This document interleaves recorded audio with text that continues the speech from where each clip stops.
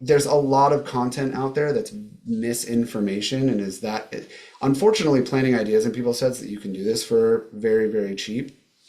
Unfortunately, that's not where the market is. Hmm. We do our best to bid as accurately as possible, and that's why we have a very low change order ratio. So out of, the close to $20 million that we're building right now, less than 2% of that is in change orders. And that is because we do a lot of work in the front end to give accurate bids, not just on pricing, but also on timing.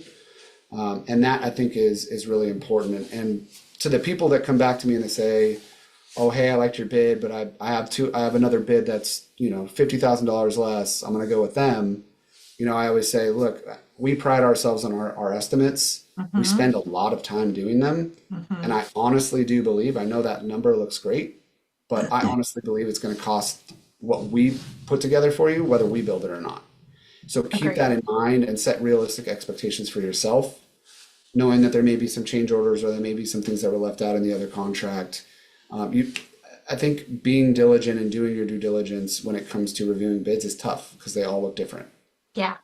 So What? be curious, ask questions, don't be afraid. It's your money, it's your project, Hmm. it's your property.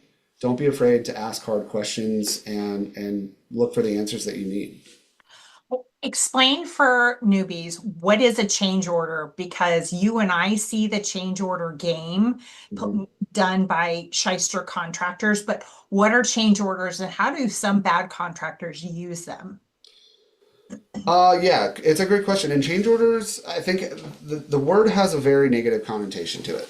Mm. Because typically what a change order does it is any work that is not included in the original contract or agreement that you have with your contractor. So it's a game that some contractors play where they can give you a lower price on paper to get you to sign. And then about halfway through the project, they go, "Oh yeah, and we forgot to mention this has to be done, and it's going to be $50,000." Or yeah, we didn't include this in our original proposal because we weren't sure if it needed to happen, and we didn't want to arbitrarily inflate our pricing. And that's the whole game we have to play is we're working against contractors that are playing this game and then change ordering and adding costs throughout the project. And then sometimes projects end up being more than what we even estimated them for. So Right. that's the negative side to change orders. There are change orders that are cool. Yeah. Uh, we Sure. could get towards the end of the project, and our clients could say, "Hey, I have a little bit more room in my budget, Hmm. or I want to I've got a upgrade. bonus at work.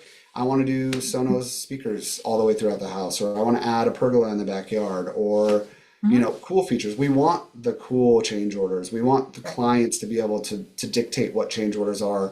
We don't want to be the ones, sending change orders to our clients. Right. And usually the standard contractor construction bid has language on change orders. And I think that's something to look at, particularly what are your standard bids? How many change orders do you allow? So we don't have a set number on change orders only because we don't want to limit change orders based on, Hmm. if the client decides they want to do a bunch of different stuff. Sure. So Fair. we don't have a limit on the amount. Obviously, we try to minimize them. Hmm. Change orders, believe it or not, any contractor who's organized and sticks to a set schedule hates change orders because we have to reschedule our subcontractors or our internal team around what's happening in that change order. So if there's a change in scope, that can delay the project. And as much as I don't think any of our clients want their projects delayed, we also don't want to delay them because that stops us from starting a new project. Hmm. So we actually don't like change orders. We try to avoid them at all costs, which is why being thorough in our bids is so important.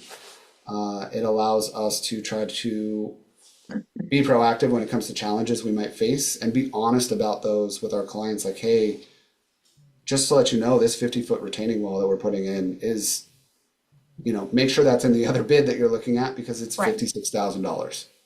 So your bid is going to probably come in higher because you are being transparent about the actual cost and avoiding Absolutely. your absolutely. And that's the importance of looking at construction bids side by side and doing your comparison.